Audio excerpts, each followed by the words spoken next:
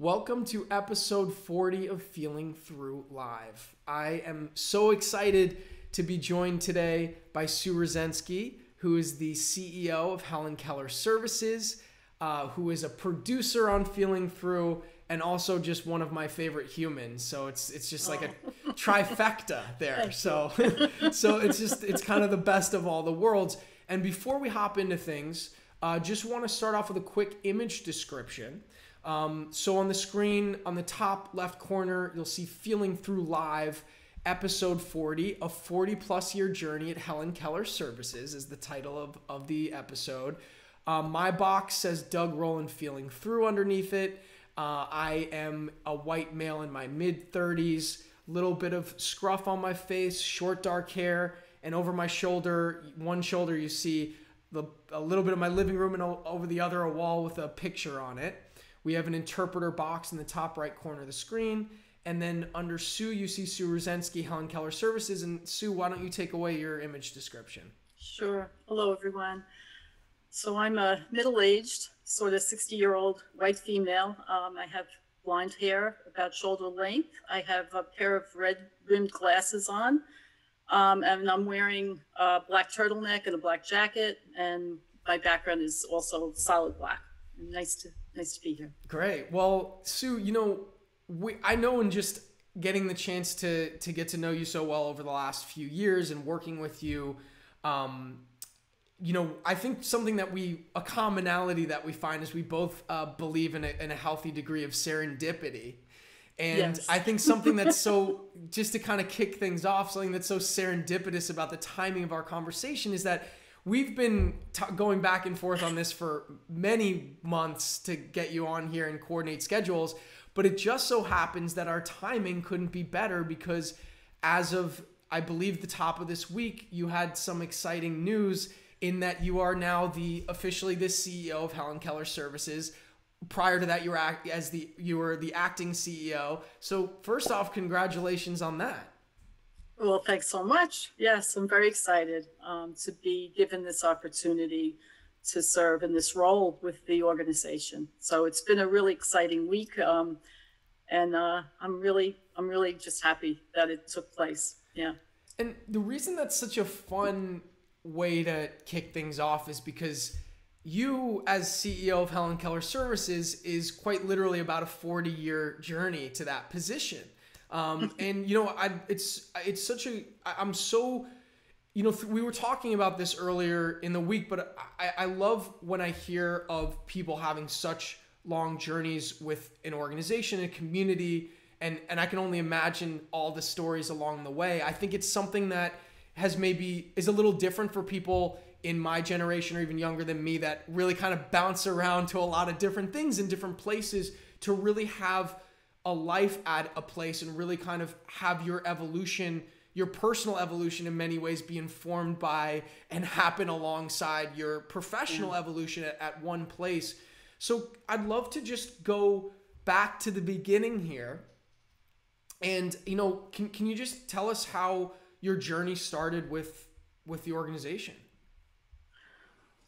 Sure. I'd be happy to share it. It was quite a bit of time ago, as you said, 40 years plus.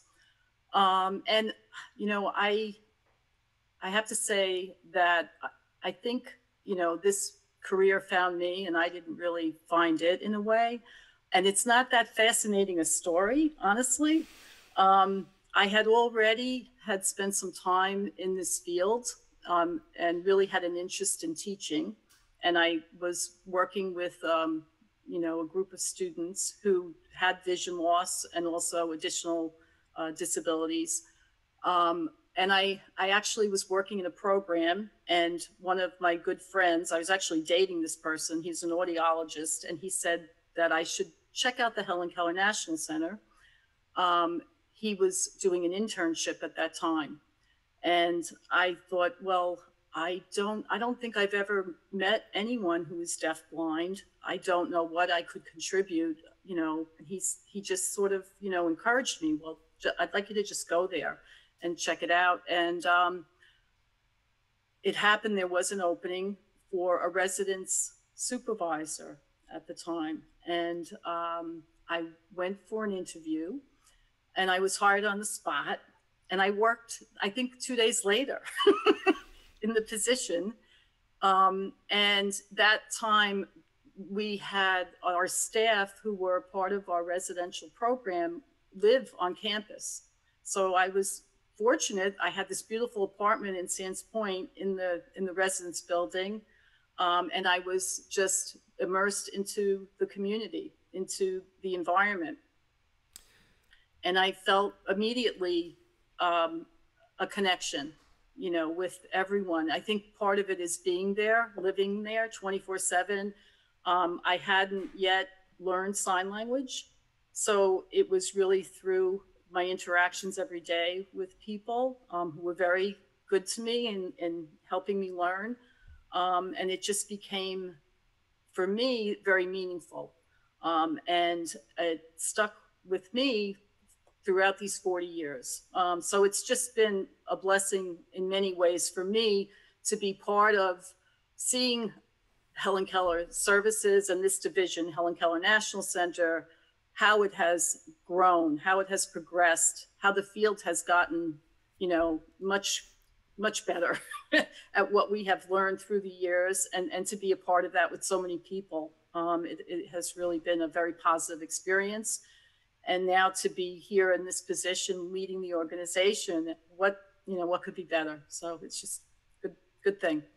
So, just to go back to that moment of like day one with the organization, I mean, could you have ever imagined that it would be such a large part of your life for so long? Like, did you have that kind of indication? You said that it sounds like pretty early on it was something that you realized that it was work that was really meaningful to you, but I mean, did you have any indication that it's kind of like where you would spend your career?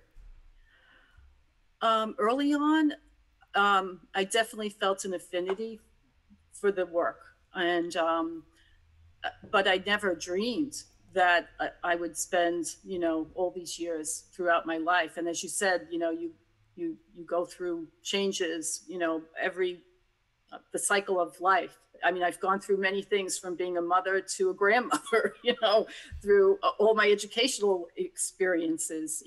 While I was there, I got my master's and my doctorate. So it's been just an evolution in my life, but a big part of it. So no, I would not have imagined it. But then as time went on, it became it's just part of my nature, I guess, in a way. I did not have any desire to do anything different, which to some people, they would be curious about that and think, well, you're kind of stuck, you might need to like open up your horizons.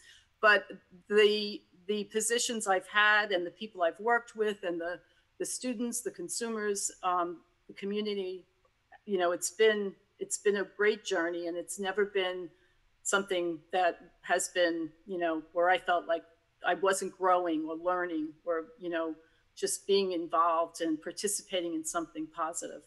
Well, and I think you hit the nail on the head with it being very early on, very apparently to you, meaningful work. And I think when there's a real meaning and purpose to the work that you're doing, I don't think you can ever really feel like you're like stuck somewhere, right? Because it's there. And one of the things that I've learned so much about in getting to work alongside you for the last 3 years, through first meeting, through feeling through and working together to make that happen in the right way, and now working with the organization on a regular basis, that meaning for you is still very, very clearly present, and is very inspiring for me. It's something that I know that really I admire so much about you, and it's something that really pushes me to delve deeper into the work that I'm doing, because I know about how much you've put into the work that you do, and how much it still means to you after all these years and being a part of it. And it's a really infectious, beautifully infectious thing, which is also why I think you make such a great leader. Can we talk a little bit, just going back still? You'd mentioned, I think, some students that you were working with who are disabled. Had you had any real personal connection to? Now, you'd mentioned that you'd never met anyone who was deafblind, but to the disability community in any way, family or anyone in your immediate circle prior to working with the organization? Honestly, no. Within my family, I do recall as a child neighbors that had a disability, that I wasn't really friends with, but had acquaintance with. I think what was the most like one defining moment for me was when I was this is early in school, and I was a liberal arts, studying and not really sure what direction I wanted to be in. Prior to that, I had actually, when I graduated high school, I worked for an insurance company in Manhattan. And I, I knew right away that was not where I needed to be. So I was thankful that I made a decision to end that career early on and go back to school. And during that time, I volunteered at a school for children who had autism. And I worked with a teacher, and he was just, I thought, he was like the moon. He worked with these children in such a way that really was effective, and he really, I knew then that I wanted to join that profession. Mm. So I think that person who took the time, and I was young, but took the time to include me and mentor and be a part of that classroom. I think that was a very important experience for me. So I always remember that, and I always remember the importance of opening up doors for people. I think that throughout my career, I have met so many wonderful humans, as you say, who have just who have opened those doors, or who have stood next to me and kind of shine the light, like, okay, over there, or just taken time to really be role models, or just share, in what they learn and what they do. And that's been a real blessing. You mentioned that, over your tenure at Helen Keller Services, there's been a lot of positive growth and changes over the years. I mean, you started working there prior to the ADA. There's obviously been a lot of changes in this world around disability as a whole. Can you talk a little bit specifically through the lens of having worked with the deaf-blind community for so long? What maybe are the kind of most notable changes or evolution that you've seen in that space over your time with the community? Sure. So we're going back now to the 1970s. So that was, we didn't know a great deal, but we were determined to learn. And there have been many people who went through those years with me, I recall, that I totally admire. And we thought we knew what we were doing, but we didn't. During that time, there was also a great number of individuals coming from different parts of the country who had been institutionalized for no other reason but the fact that they were deafblind. And they had really had a life experience that had been so limited, and their education was limited. And so when they came to New York, it was very disorienting. They didn't maybe have a formal language, or it was very basic. And their life experience was just, they didn't have the concepts of things like working in the community, or the experiences of just being a part of the community. So many years, there were many individuals where we were just supporting them to define who they were and their preferred way of life, and then work with their home communities to develop opportunities where they could live and have a quality of life that was integrated, where people could learn how to communicate with them, and that they had choices available. That was one segment of the group of people, that we served. And of course, we know the diversity among individuals who are deafblind. But in those early years, some of the folks that we met, on campus fell into that group. So when you thought back then in terms of, what was special about Helen Keller National Center, you had a group of people that were trying to figure it out together.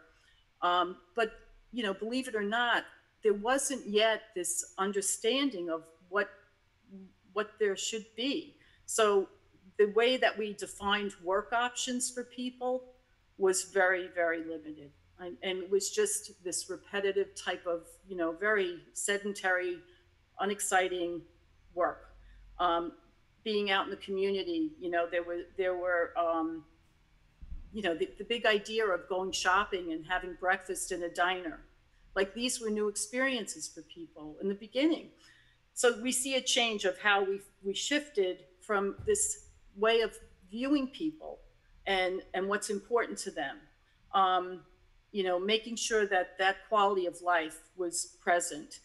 And for quite some time, the mindset was really more driven by a system and not by the people who need the services. So you kind of follow these, ways of doing things, and you really needed to stop and question and look at it through a different lens, through the shoes of the person, and develop services that were more person-centered. And there would be people who couldn't communicate because they had never learned symbolic language. And they may have very idiosyncratic or, these behaviors to express themselves, because that is the really truly way that they could communicate. And that was always viewed in a not so positive light. And so, this person, they should go back because, they don't really fit in. They're not able to, just assimilate in the way that they should. But really, they just desired to have more understanding of, what was happening. And there was one gentleman, and I know the people that were part of this will know exactly who I'm talking about, but he changed us completely, because he basically refused to comply with what we thought were the things that needed to happen. And it made many of us stop and question, how to approach our services. And we changed things and really followed his lead. And, he had certain things that he really enjoyed. Believe it or not, he enjoyed shoes. That was one thing that he was fascinated with. And we were able to get him a job in a shoe store. So we started to actually start thinking out of the box, and, and then work became very community based. And that was an important switch. It's like, what does the person enjoy doing? Where are their talents? Where are those hidden, passions? Let's get them involved in things that matter to them. And that was a big shift. I think technology would be my, other area where it was about how technology, really changed things for people in giving them access to information, and, giving them independence, giving them a way to connect with others. That was a big, lift for everyone, but certainly for the community. And that changed a lot of our services as well. That's just a little slice of things. It's hard to. No, sure. Look, there's obviously, anytime you're trying to sum up, such a large topic over such a long period of time. But I think what you picked and choose to talk about there really illuminated a lot of things for me. Particularly when you're talking about really learning to think outside of the box and really, think more of really start to pioneer a new sense of how you were dealing with the community, how you were relating to the community, and how you were supporting the community. And it sounds like the common theme there was that really seeing them as the people they were and how you could support that more. Because I think what I've learned, again, the last few years for me have been a real masterclass, not just in getting to learn about the deafblind community, and obviously the community be a large part of my day-to-day life, but also just learn more about the evolution of how people with disabilities have been perceived in this country. And, I think something that you started working at Helen Keller Services at a time, again, prior to the ADA, and, at a time where a lot of people with disabilities were seen as subhuman in a lot of ways, or that there was just something unsalvageable about them. And I'm using these terms that are really offensive purposefully, because there are a lot of perspectives around that. A lot of these footage of people with disabilities living like animals and being treated like such. If you go back Yeah. Prior to the ADA, or, unfortunately in certain places, probably not that long ago, or maybe even today.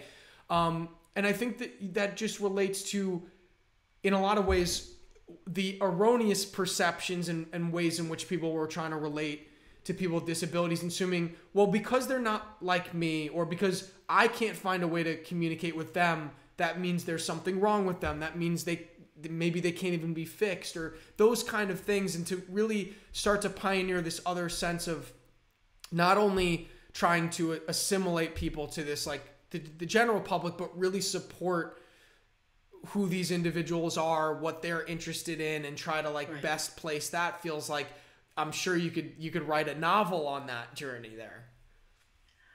Well, there's a expression someone had shared with me a while back about the golden rule, of course, but there's really a platinum rule. And so it's really not about treating people the way you would want to be treated, but treating people the way they want to be treated. So really trying to understand that perspective of the person is, really the essence of that. And I think, that's one thing that through time we've gotten better at. But it's not even that now. It's more about the community's strength and leadership for themselves, and their voices being prominent in anything that is done, and anything that is our directions and where we are today. And I think that we've come a long way in that regard, and there's so many incredible people that are supporting that. So. On that note, perfect time to cut to a question here that's kind of related. And the question is, what do you see in the future for client-prompted services? What are clients demanding? What do they say they need? Okay, so I'm thinking in terms of the community. There's individual needs that people bring. That we try to create new experiences and new, for example, employment opportunities for individuals. As a community at large, I think it's really what they desire should be what we pay attention to, so that there's inclusion in anything that's done. We're a national program working with people who are deafblind. We're a local program working with individuals who are blind and visually impaired. We need to have representation in the organization of the communities that we work with, and they need to be a big part of how we design the services that we commit to. One of the things that I've gotten the opportunity to go to the Helen Keller National Center in Port Washington, Long Island, a number of times, and it's an amazing campus you have there. There's the ability for people who are deafblind from all around the country to live there for quite a number of months, sometimes, to learn, to take a lot of different classes and a lot of different independent living skills learned there. Mm-hmm. Is that something that had always been done at the National Center, or was that something that, as far as those kind of programs, or was that mm-hmm. something, that was added over time, or what was the evolution as far as that's concerned? So from the very beginning, where that campus was really established in 1976, there were other locations before that, and really the birth of services that were funded by the federal government was through a grant of Helen Keller Services, which at that time was called the Industrial Home for the Blind. And there were leaders, pioneers, really, that had gone to Congress, had gone to the government and said, we have nothing for people who are deafblind, and you need to help us build it. And they were funded to do that, and it just grew, and it grew, and it grew. And then the government donated this land in the beautiful area of Sands Point. It has its pluses and minuses. So the services that have been developed over the years, they've taken on all kinds of shapes and sizes and focuses and priorities. It's really been an evolution. And, I could tell you like programs that have been there and gone, and new ones that have come through, and what's important, but it's a constant the energy there is really what keeps you going, because as a national program, the Helen Keller National Center needs to lead in terms of what's progressive, what's best practice, how can we, really improve the lives and work with people in the community. So I think it's always been a great, you know, place that there's lots happening all the time. What when you asked the question earlier, about what does the community want? Well, some people don't want to come on live in a residence on a campus. That's kind of a little, when you look at models, that's not a very modern model for service delivery. And we've recognized that, and we've begun very hard, we've been trying to really create options with our partners across the country in VR, to be able to offer services more locally in the community with our community services program, with our deafblind specialists, with youth service coordinators. And then working with other entities, our affiliates, to build and elevate their services, to provide assistance whatever way we can, so that there are more options for people. So it's not a one size fits all, and it was that way for too long. And you were talking on the note of Helen Keller National Center and Helen Keller Services really needing to be a leader. When you started there, how many, if any, other organizations were there like I guess specifically Helen Keller National Center dealing with the deafblind population, and how many, if any, are there that are like HKNC now? Yeah, so it's really the only, national program that is so comprehensive, so that you have all of these disciplines. It's a multidiscipline program under one roof, where people can come, spend a period of time, and get the menu of services that we offer that's integrated and is a big team approach. I don't think you'll find that anywhere. I think that there are services, absolutely, and we have many, partners that we work with who work every day with people who are deafblind. But I don't know if they have the extensive ability, in terms of the array of services that we can offer. So we're fortunate that the federal government has supported us in that regard. I want to follow up on that, but I'm going to take a quick pause for an interpreter switch. All right. Continuing here. Great. So, I found that really interesting when I started to learn more about HKNC and realized that it was really unique in a lot of ways, and being kind of like one of the only entities on a national level that does what it does. And not to say that there aren't, tons and tons of other deafblind organizations throughout the country, but I just thought that was interesting, particularly when I learned more about how many people are included in the deafblind community. Can you speak a little bit to, because I think this is something that'll, for those who've never heard these numbers before, it might be a surprise as to how many people considered people who are deafblind or part of the deafblind community. Can you speak to, what that number is, and also, given the scope of that number, where you see or where you hope services to evolve into in the future moving forward? Sure. It's really difficult to give a definitive number of people who comprise this community. But we've tried, in using the American Community Survey to identify people who have both a vision and a hearing loss. Those are the two questions that are asked. So that's where this kind of information comes from. But we estimate that there are 2.4 million people who have a combined vision and hearing loss in the United States.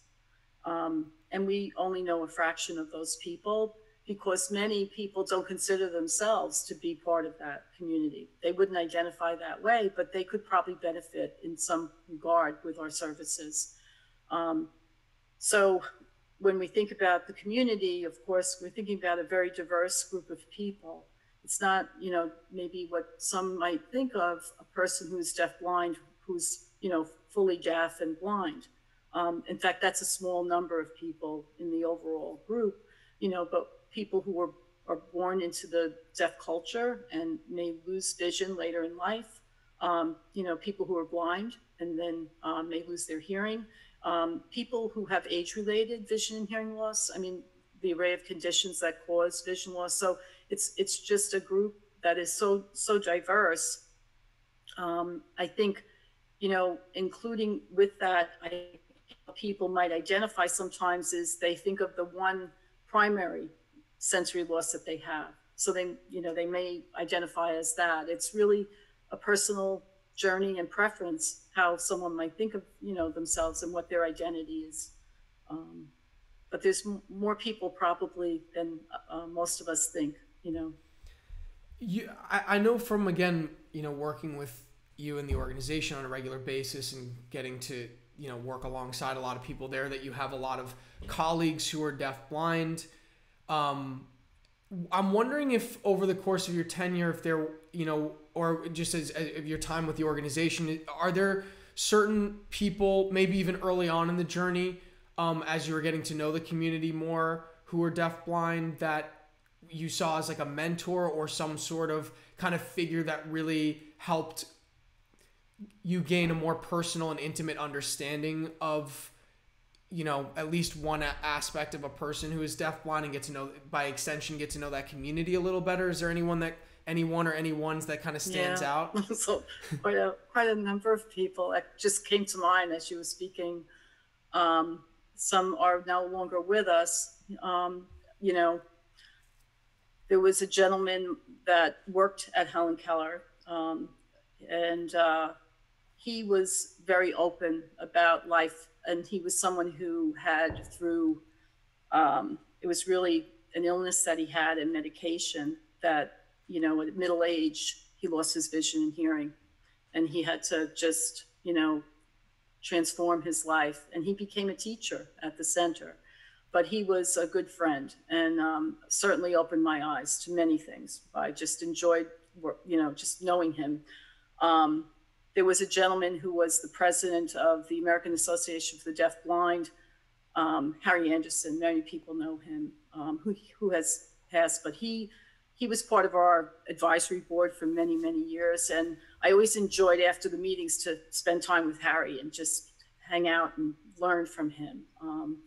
Tremendous generosity of spirit always. And, just those experiences, I think, being together with people like that really helped me in my own journey. I'm thinking of another gentleman who I wish you could have met, Doug, and he could be on the show with us. His name was Bob Smithis, and he was one of our directors for many years. And he had married his wife, who was a Braille teacher at the center. But Bob was a formidable soul.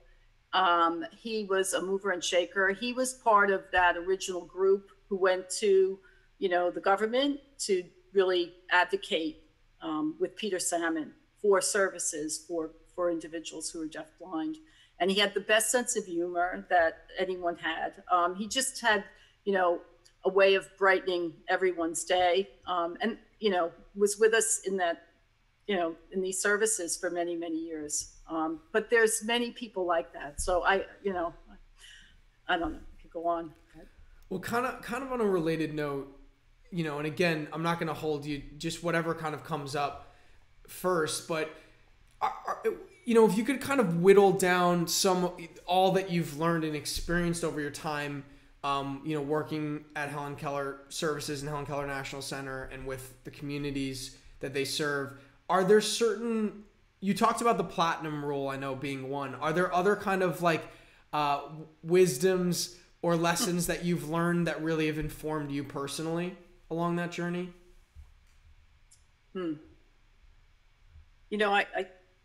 I think it's really like a privilege, and to always know it's a privilege to be able to work alongside people who bring to you their being, their life. They're with you for a period of time, and to just respect that. So like following the lead of the person, and always just being receptive and trying to, help support them in their discovery of what what what needs to happen here. Designing their own services, um, and bringing a resource, and being a support. And I think always part of the, whether it's in anything, but there's a piece of like support, and then there's this other piece that's like challenge. And you have to challenge people. I need to be challenged. Everyone needs to be challenged. So getting like, moving on things, you have to present those types of things in a way that can maybe give people an opportunity to look at something differently. I've always been amazed and impressed about the lives that people have had, and they've shared those stories with me, and that's a privilege. But then you learn from those stories. Yeah. So you can take in what other people have experienced and reflect on it and connect it to your own journey in many ways. It's a rich career. I have to say. Yeah. Well, I know that it's been some, I can definitely, in my obviously not quite as long journey, but in the last few years of both Helen Keller Services and the National Center, and the communities that they serve being such a large part of my life, it's certainly informed me in ways that will forever change me moving forward, and really attributed some of the most beautiful moments of my life so far. So I can second that, and maybe another 30 some odd years from now I'll have a little bit more to say on it, but so far definitely agree with what you're saying. That's great. And I know we've gotten a chance to mention this in other formats, but just while I have you here, I think it's a great opportunity for you to also just simply explain who Helen Keller Services is, the relationship between Helen Keller Services and the National Center, and just kind of explain that for maybe anyone who's coming to both HKS and HKNC for the first time and kind of wondering their relationship and your relationship to both entities. Yes. Okay. Sure. Thanks.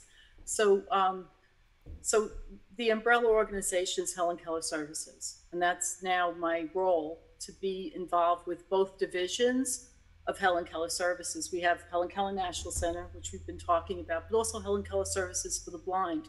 And there's really some distinction between the two. Helen Keller Services for the Blind is a New York-based program, and we have locations in Brooklyn, where headquarters is, but also Hempstead on Long Island, and Islandia is another town where we have a building, a location. But there's also many community-based services that are available. And the services are for individuals who are blind and have vision loss. So we have services beginning with preschoolers at the school in Brooklyn. So beginning at a very early age, all the way through, teens and youth, to working age adults, to seniors. So it's a really vast array of services that are available. And these are, like there's a summer camp for children ages 5 to 15, which is just an enormous, program for youth. There's programs for youth that are supporting them to become, ready once they graduate. What's next after high school, and exploring, the world of work.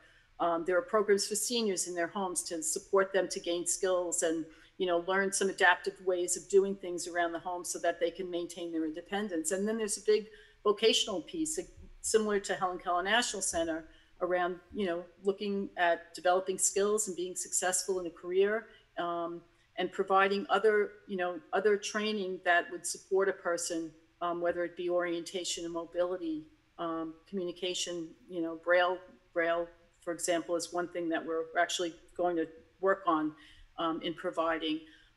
Social work teams, counseling, through COVID. I mean, these face-to-face services that are local here have been able to continue, which has been a real plus for the members of this community. Well, and let's talk about that for a moment. How last year has been distinctly different. Before I do that, just to mention one thing, as you were talking through all the different services that Helen Keller Services for the Blind, and Helen Keller National Center provide, in that you clearly were making a nod to something that Nancy writes a comment about, which is she says, please mention that deafblind is all ages. And obviously, Helen Keller Services works with all ages, that's just wanted to make that connection in the comments to what you were just talking about with the services. Well, and with Helen Keller Services for the Blind, the preschool has children who may have both a vision and hearing loss. But it is really a school for children with disabilities, and including children who are blind, who have vision loss. For Helen Keller National Center, we are, right now, we're kind of set up to work with youth. So beginning at the age of 16 and then onward.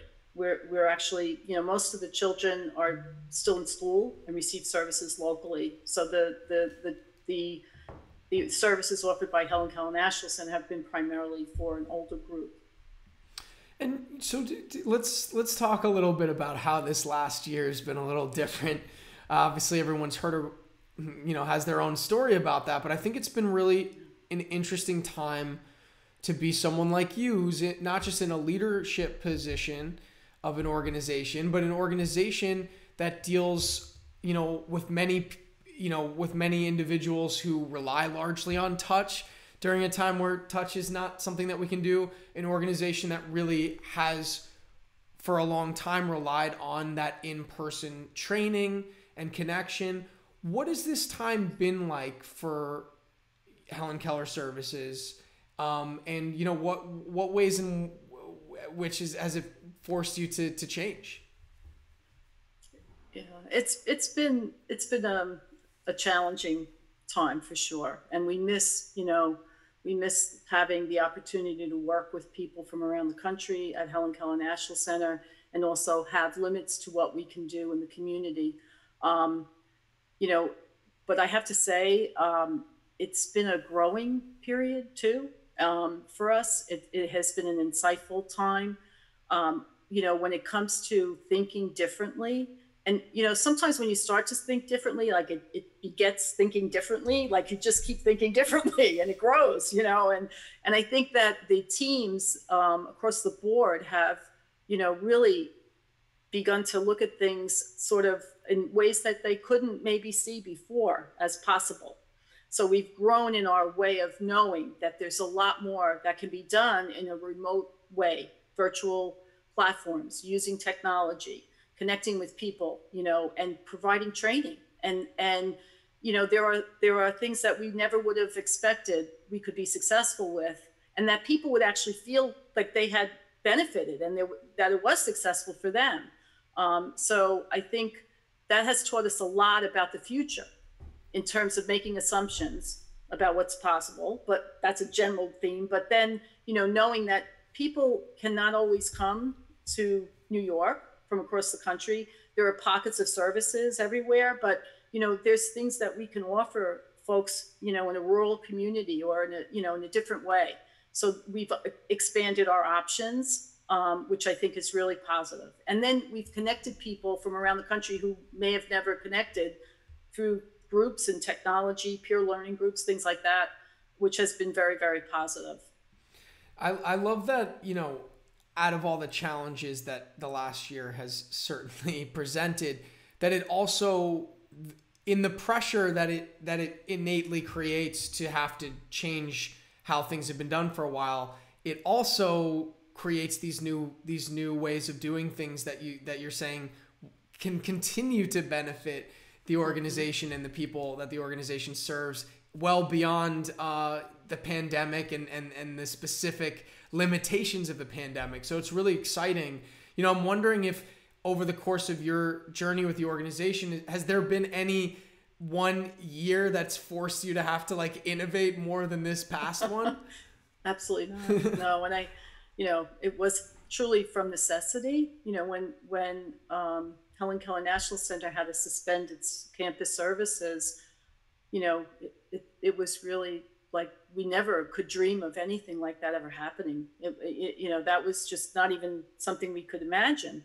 And what would we do, and how would we still be able to partner and support people, and provide our services? So people got to work really quickly, and really started. We learned as we went, basically. But it was really a terrific. I was in many ways positive, I have to say. I mean, but we can't wait till we can get everyone back, and still have a vibrant community in person at the center. We certainly miss that. And I think I forgot exactly how long, but when you first had to close the doors, that was the first time in many, many years that had happened. Is that correct? It has never happened. It had never happened. So as long as never. That wow. Had never happened. Yeah. Yeah. So and the same for the Helen Keller Services for the Blind. Just to have to stop. They did exactly the teams on that side, of that division. They did the same exact thing. And then luckily, as time went on, the phases that we had in New York, we were able to resume face-to-face services in the community, where in many locations around the country, that has not yet occurred, where virtual training is still, the primary way. But here in New York, locally, we have a community program, and, there's various programs at Helen Keller Services for the Blind, and one at Helen Keller National Center, that people are going out, meeting people in their homes, using, of course, every precaution and safety protocol, but successfully providing services. And speaking of thinking outside of the box, what I think I've had the opportunity to talk about this in spots over the course of, various episodes of Feeling Through Live or other things that we've done, but I'd love to spend some time talking about your involvement with Feeling Through. And, just from my personal side of things, before we hear from you, I think this is a great opportunity to acknowledge, and to give you so much credit for thinking outside of the box with Feeling Through. Because, prior to us, partnering on this project to make it, by far, much better than it could have been without, and really probably couldn't have really even happened without the support of Helen Keller Services. It's something that that you nor the organization had ever experienced before. And I did speak to some other organizations who were interested in what I was doing, but not willing to think outside of the box like you did with this. So first and foremost, thank you for that, because again, we wouldn't have been able to make what we did without having the support, both resources wise, but more importantly, education wise, from Helen Keller Services, from the deafblind community, that's the extension of the deafblind community that's a part of Helen Keller Services community, the supervisors there, and staff and students there who played such a big part in the education and the authenticity of the film, and the way in which we've also had the opportunity to work together to make it an accessible event that can be experienced by anyone. So huge thank you to you and the organization on that. But I'm also just wondering, from your point of view, what this process has been like for you to be a producer on a film, and to have that film experience. What has that been like for you? Tremendously rewarding. And I just want to congratulate you, Doug, on where you've taken this film. And just the film itself is a work of art, and surely your genius mind that created it, it's a terrific film. So being able to be a part of something that is so fantastic, and then seeing where this film has opened up people's minds, and just has created a great, it's just a masterpiece in terms of raising awareness around the community. Certainly you've given us some credit here that has helped us, with our ability to be known by people in terms of our services, and that's a nice thing. But it's really, you've changed so much the conversation, I think. Maybe in the film industry, to some degree, you've really opened up, I think, your colleagues' minds about, what's possible, and in terms of authenticity, having a person who is deafblind be the co-star of this film, and then you put together this other masterpiece, which was the documentary, which kind of showed that this is how you do it. It's not a big deal. You could, if I could do it, you could. I mean, you really illustrated your work and how it can be done. And I think that in any way that we can move it forward, in terms of people getting it, stop this barriers and thinking that, it can't be done. It can be done. And it's as if, for us, making sure that people have opportunities around employment that really are commensurate with their preferences, their aspirations, their talents. So look at Robert, discovering this beautiful talent that he has. And that just is, that's what he preferred to do. But for all employers to look at this and say, you know what, there's a person with these talents that could really support my company and make it stronger and outperform and bring in so many innovative ideas. And, it's just another link.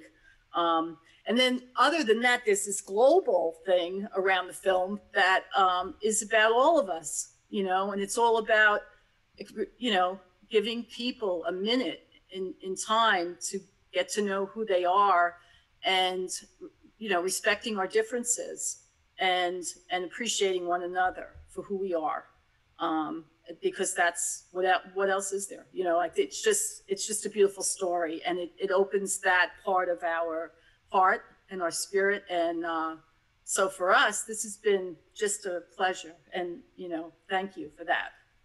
Thank you. I'm wondering why do you think it's important for people who are deafblind to be represented in film and storytelling, and also to have the opportunity to portray those roles? Why is that important?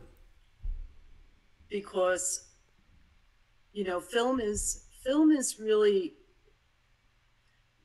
I think film has a very powerful way of influencing us, and we don't maybe really even get it sometimes, but the mainstream media, it influences us. And so what do we consider when we think of our community? If we don't see people, who are from a different culture or have a different ability, we don't think about them, we don't include them.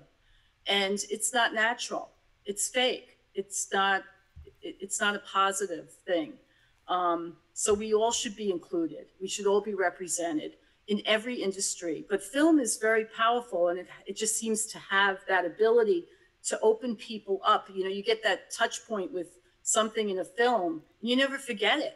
It stays with you, just like a regular experience. So if I can't have the experience of meeting someone who's deafblind, I'm going to remember that film where I saw an actor who was deafblind.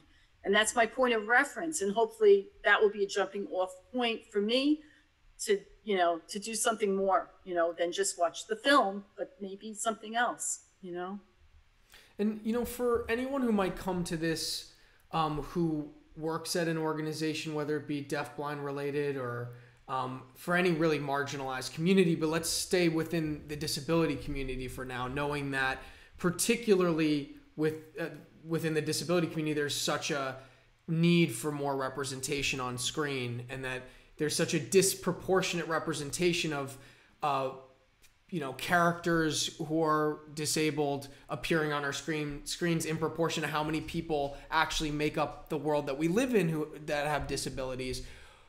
For anyone who might come to this, who works in an organization for people with disabilities of any kind, who maybe hasn't had the opportunity to be a part of storytelling in some way, what advice might you have for them around, working with, storytellers or incorporating storytelling into what they do? That's a great, question. I think storytelling in any form, has such a impactful way of grabbing people's attention and helping them to understand. It's one thing to rattle off a bunch of facts about something. It's very different if there's a story that a person can connect with. I guess you had a story, Doug. And that's probably what worked. I think about that now. When we first met, it wasn't, there was something about the way you presented your story about meeting Artemio back then, and when you were 7, 8, 9 years ago now. But and just how you were so interested and how this had grabbed you, and I guess meeting someone like you, if someone were to approach another organization, to know the person to some degree about what their intentions are. And yours were really just about telling the story that you had, but really the idea of casting someone who is deafblind was definitely a part of that. And that was an important piece to you. And then meeting you and then spending time, you coming to New York, being immersed at the center and meeting with all the staff and the people that were there participating in our programs, and how you just absorbed it all. And, so you were true blue throughout the entire thing. It was just this feeling that, this is going to be something amazing. And I think that we should not be fearful of taking some of these risks. Sometimes it's always about, well, wait, how's it going to impact our image, or what is it going to mean? But if we don't try, if we don't give it a shot, and we could have missed this completely. We could have just missed it, and so you were very easy to just embrace it with, because you were so committed, I think, to bring things to light in a certain way that was authentic and real to the community, and very respectful. And so I don't know. I would say to any organization, if they are fortunate enough to connect with someone like Doug Roland, then by all means they should, partner and work together.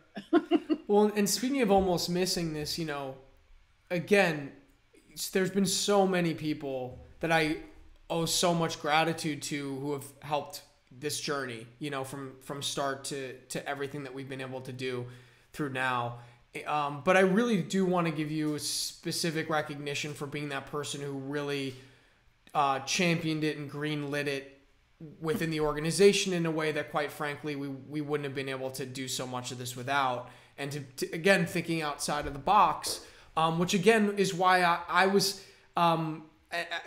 so thrilled, like I know a lot of people were, to see the news at the top of the week that you'd been named CEO, because I think, quite honestly, you possess the key skills that are so important to leadership, which is being a great person, really caring about the work that you do and the people you work with and for, and thinking outside of the box and exploring things that are different from what you've done, so that you can grow into new spaces and do new things. So I know I'm super thankful for everything, not just that you've done for Feeling Through, but to know that you that the organization is in good hands moving forward with someone like you. So huge thank you for that. And I guess in our closing moments here, I'm wondering, just on the last note, if there's anything you'd like to share before we sign off for today.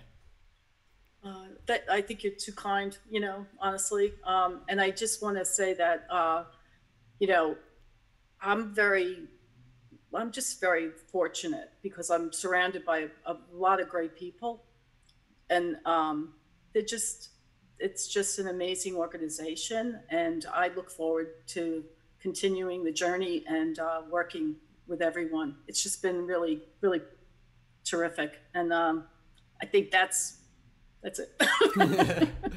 Well, that's a great note to end the week on here. And Sue, I obviously have roped you into several conversations so far, but I'm going to definitely twist your arm to come back here at some point. But I'm so glad to have you on today. I didn't get to mention all of the amazing comments people were making of during this live stream of how much they appreciate you and how happy they are for you. So just want to acknowledge that as well. And for all of you who haven't seen Feeling Through yet, which Sue is a producer on, and one of the key reasons why it exists in the world, we are within 2 short weeks, we're at like 360,000 views online. You can go to feelingthrough.com to find that. And we're really excited. I'm just so thankful and to be able to work with you on a daily basis, and very excited for where things will take us. So thank you so much, Sue, and thank you to everyone who tuned in. We appreciate it, and we'll see you again next week. Thanks so much. Thanks so much. Bye, everyone. Bye-bye.